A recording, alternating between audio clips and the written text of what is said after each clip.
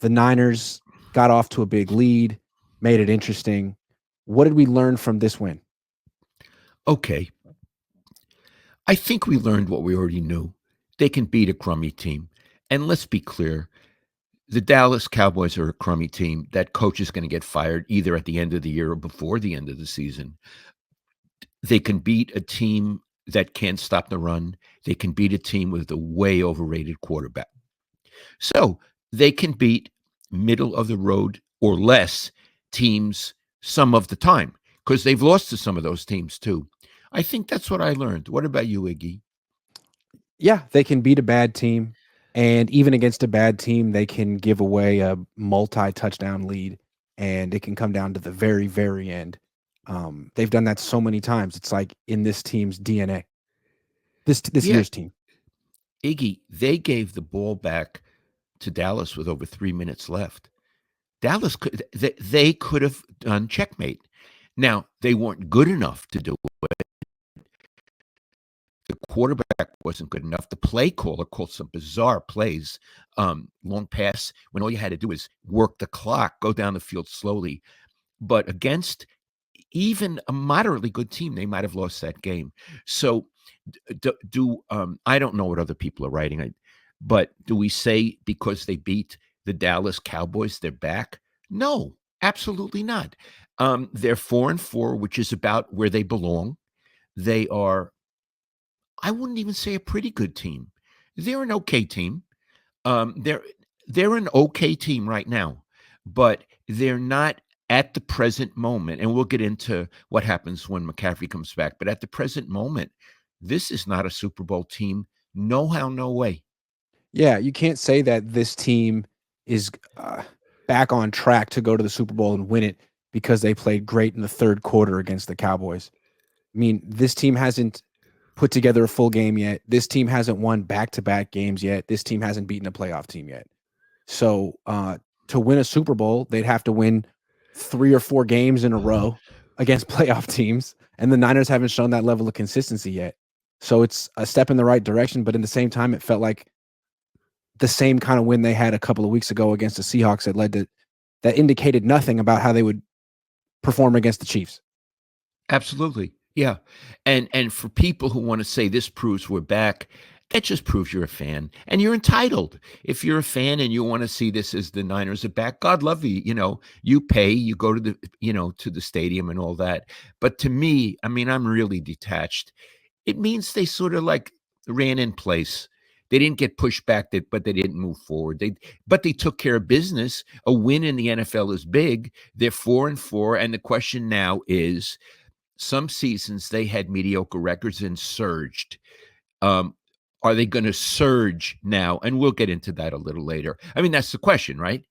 Well, yeah, Especially it is the question. vis-a-vis McCaffrey. Yeah, before we get into McCaffrey and the Niners offense, I think another thing we learned is that the defense, just as a unit, isn't dominant anymore. Like, they did a good job against the Cowboys for 3 quarters and then gave up 14 points in the fourth quarter. And I think a big reason is the defensive line. The pass rush is nothing special. It used to be pretty special. Nick Bosa is still good, but there's no one really else on the line. It's a pretty average pass rush, a pretty average run defense. And I think you can wear them down as the game goes along. The corners are really good. Ward, Lenore, Green. The safeties are young. They're pretty good too. But like the front seven, it's Warner and Bosa. I agree. I agree. And Iggy, I watch on TV now. I don't go to the games. It seems to me that good teams can scheme it in such a way that Bosa some of the time runs past the play. Yeah, Have you seen him do that? absolutely. Yeah. He does. He wants to sack the quarterback. That's what he does. He's programmed for. He's like a bee that is programmed to get honey.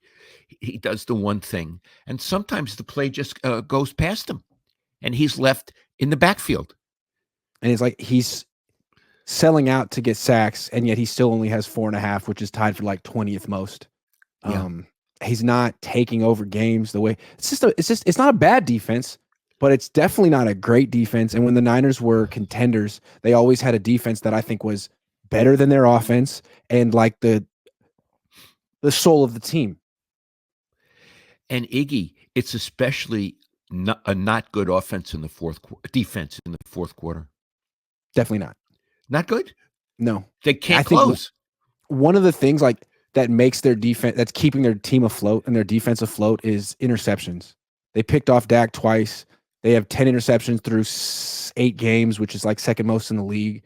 But how consistent is that going to be? Like, they have stats like they're 26th on third down and similarly bad in the red zone. Like, what is that about? How can Yeah. this talented of a defense be that bad on third down and in the red zone? I don't understand that. Yeah. So a good.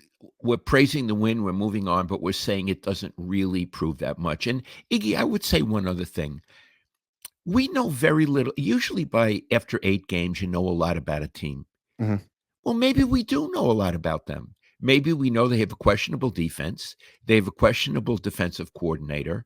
Iggy, against Dallas in the first half, they scored 6 points. Yeah. They have a questionable offense.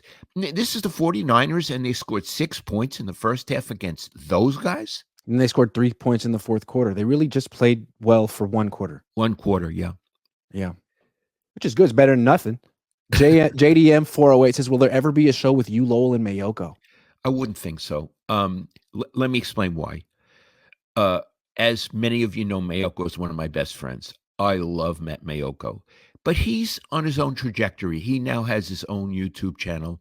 Matty is independent, and we keep our friendship separate from business. It's true. Rob Mahone says, if the Niners versus Cowboys were a boxing match, who would they be and why? 49ers and Cowboys.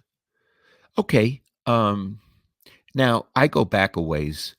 The 49ers would be Jerry Quarry, who was a B, a very good B heavyweight. He couldn't beat the best ones. He couldn't beat Ali. He couldn't beat Frazier. And he tired at the end. He would tire. Let's say it was a 12-round bout. By the 8th or 9th round, if he hadn't beaten you, he would really not want to fight anymore, and he would lose those rounds or go down or whatever.